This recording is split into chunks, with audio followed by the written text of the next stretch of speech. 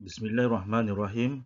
Allahumma ftah alaina hikmataka wanshur alaina min khazaini rahmatika ya arhamar rahimin.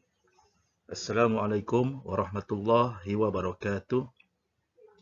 Bertemu kita pada mata pelajaran Pendidikan Islam tahun 4, bidang adab, tajuk Jiran Sepakat Membawa Berkat. Bahagian yang kedua. Baiklah, pada video sebelum ini, anda telah pun diterangkan mengenai maksud jiran dan juga hak-hak berjiran. Pada kali ini, kita akan lihat mengenai mencontohi kehidupan berjiran yang diamalkan oleh Rasulullah SAW.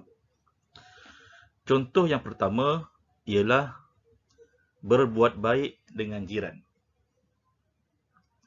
Penjelasannya ialah Rasulullah SAW sentiasa berbuat baik dengan jiran baginda. Rasulullah SAW juga tidak pernah menyakiti jiran walaupun seorang Yahudi.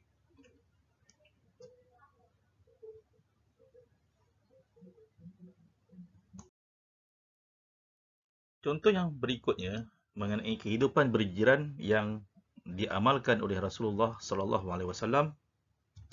Yang kedua, peka dengan kebajikan jiran. Hal ini dapat dilihat apabila Rasulullah SAW menggalakkan kita memberikan makanan kepada jiran. Kedua, Rasulullah SAW melarang kita membiarkan jiran berada dalam keadaan kelaparan.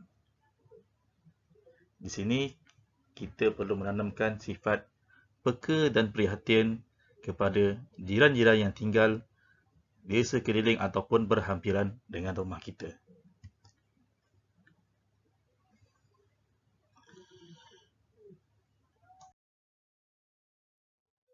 Contoh kehidupan berjiran yang ketiga ialah menghargai jiran.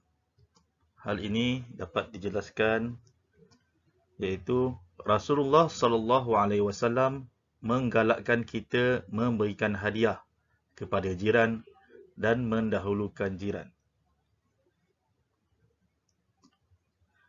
Rasulullah SAW juga menegah kita meremehkan pemberian jiran walaupun kurang bernilai.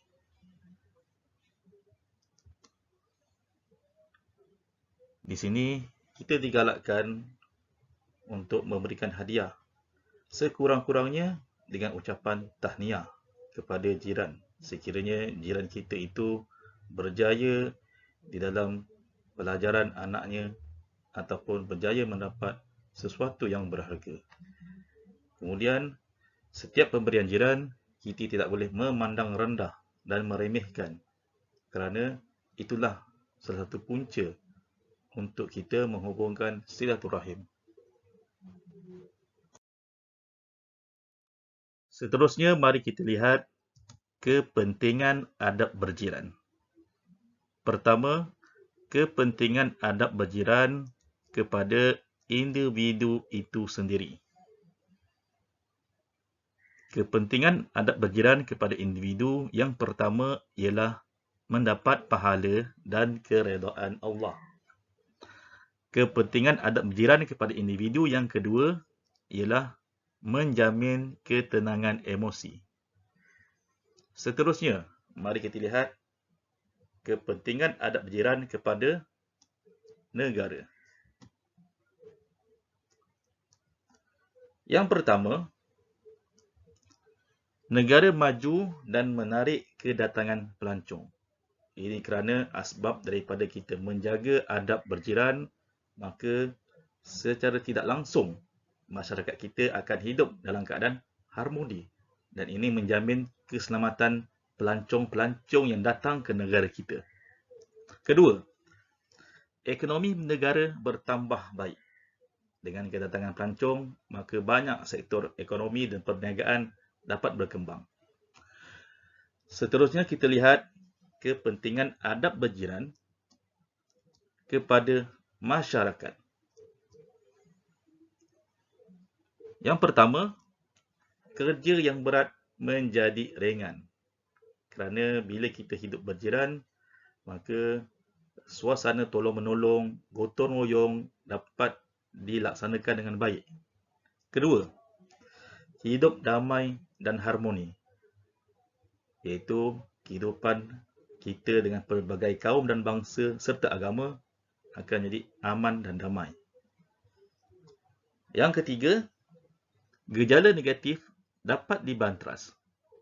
Bagaimana? Apabila kita hidup berjiran, kita akan ada perasaan saling tegur-menegur kerana kita kasihkan jiran kita. Dan yang keempat, akan memupuk silaturrahim antara jiran. Sebagai rumusan, mari kita renungi.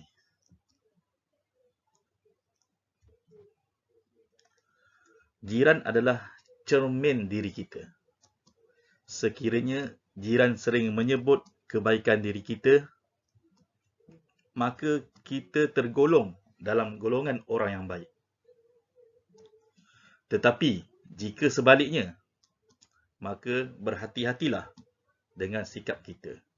Jadi, daripada pernyataan ini dapatlah kita tahu bahawa apabila hubungan kita baik dengan jiran, kita mengamalkan adab-adab berjiran yang betul, maka automatik secara tidak langsung dia akan memupuk dan membentuk satu masyarakat yang harmoni, aman dan damai. Akhir kata, maka dengan tajuk kita hari ini, dapatlah kita mengamalkan adab-adab berjiran yang betul menurut Islam. Saya akhiri dengan ucapan wabillahi taufiq wal hidayah. Wassalamualaikum warahmatullahi wabarakatuh.